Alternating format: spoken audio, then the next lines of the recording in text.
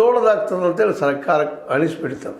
ಇದನ್ನು ಹೀಗೆ ಬಿಟ್ಟರೆ ಮುಂದಿನ 2 ವರ್ಷ ತನಕ ಇವರೊಬ್ಬ ಭ್ರಷ್ಟರು, ಇವರು ಖಾಸಗಿಗಳ ಬೆಲೆ ಇದ್ದವರು ಅಂತ ಹೆಸರು ಕೆಡೋದು ಅಂತ ತಿಳ್ಕೊಂಡು ಹೈಕಮಾಂಡದ ನಿರ್ದೇಶನದಂತೆ ಈಗ DK ಅವರು ನಿಧಾನಕ್ಕೆ ಅಂತ ಹೇಳ್ತಾ ಇದ್ದಾರೆ.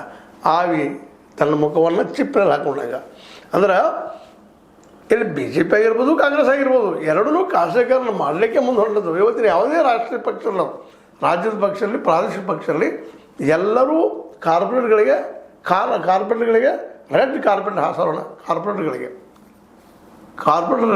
ರೆಡ್ ಕಾರ್ಪೆಟ್ ಹಾಸೋರಲ್ಲ. ಇಲ್ಲಿ ಯಾರೂ ಯಾವ ಪಕ್ಷನೂ ಈ ಕಾರ್ಪೊರೇಟ್ರಿಂದ ದೂರದಂತ ಏನಿಲ್ಲ, ಸಮೀಪದಲ್ಲೇ ಇದ್ದಾರೆ.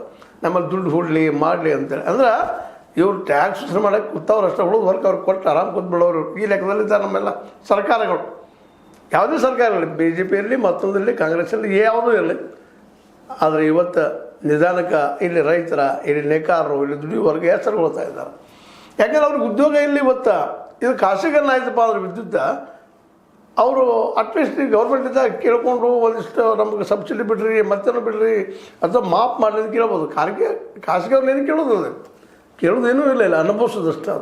ಈ ಕಳೆದ ಏನು ಮನಮೋಹನ್ ಸಿಂಗ್ರು ಅಥವಾ ಅವರ ಹಿಂದಿನ PV ನರಸಿಂಹರಾಯರು ಅಂತ ಮೊದಲು ಓಪನ್ ಮಾರ್ಕೆಟ ಅಂದಿಂದ ಇದು ನೋಡೋದಕ್ಕೆ ಖಂಡಿತ ಆರಂಭದಲ್ಲೇ ಇನ್ವೆಸ್ಟರ್ಸ್ ಅದು ಭಾಳ ಬರ್ತಾರೆ, ಹೊರಗೆ ದುಡ್ಡು ಸಾಕಷ್ಟು ಬರ್ತದೆ ಅಂತೇಳಿ ಇವತ್ತಿದು ಅಲ್ಲಿ ಇನ್ವೆಸ್ಟರ್ಸ್ ಎಲ್ಲ ಕಿತ್ತು ಓಡ್ತಾ ಇದ್ದಾರೆ ಭಾರತದಿಂದ. ಹೊರದೇಶದ ಇನ್ವೆಸ್ಟರ್ಸ್ ಪ್ರತಿದಿನ ಹೊರಗೆ ಹೋಗ್ತಾ ಇದ್ದಾರೆ. ಇಲ್ಲಿವರೆಗೆ ಬಂದಂಥ ವರದಿಗಳ ಪ್ರಕಾರ 3 ಲಕ್ಷ ಕೋಟಿಗೂ ಹೆಚ್ಚು 3 ಲಕ್ಷ ಕೋಟಿಗೂ ಹೆಚ್ಚು ಜನ ಇವತ್ತು ಏನಪ್ಪ ದುಡ್ಡು ತಗೊಂಡು ಹೋಗ್ತಾ ಇದ್ದಾರೆ ಪ್ರತಿ ವರ್ಷ 6 ತಿಂಗಳಿಗೆ ಅಂತೇಳಿ ಸುದ್ದಿಗಳಿದ್ದಾವೆ. ಇಂಥ ಪ್ರಸಂಗದಲ್ಲ ಇಲ್ಲಿ ಖಾಸಗೀಕರಣ ಮಾಡಿ ಖಾಸಗಿ ಲಾಭ ಮಾಡೋದಕ್ಕೆ ಯಾಕಪ್ಪ ನಾವು. ಅದರಲ್ಲೂ KC ಜಾರ್ಜ್ ಅವರಂತೂ ಮೂಲತಃ ಸಮಾಜವಾದಿ ನೆಲಗಟ್ಟಲ್ಲಿ ಬೆಳೆದು ಬಂದಂಥವ್ರು, ಸಿದ್ದರಾಮಯ್ಯರ ಒಂದು ಏನಪ್ಪ ಗರಡಿಯಲ್ಲಿ ಬೆಳಗಿದಂಥವ್ರು, ಅವ್ರು ಒಪ್ಪಲಿಕ್ಕೆ ಸಾಧ್ಯ ಇರಲಿಲ್ಲ. ಅದೇ ಕಾಲ DK ತಲೆಯಲ್ಲಿ ಏನಿತ್ತು ಗೊತ್ತಿಲ್ಲ. ಅವರಂತ ಇದನ್ನು ಏನೋ ಮಾಡಬೇಕು ಪ್ರೈವೇಟೈಸೇಷನ್ ತಲೆಯಲ್ಲಿ ಇರ್ಬೋದು.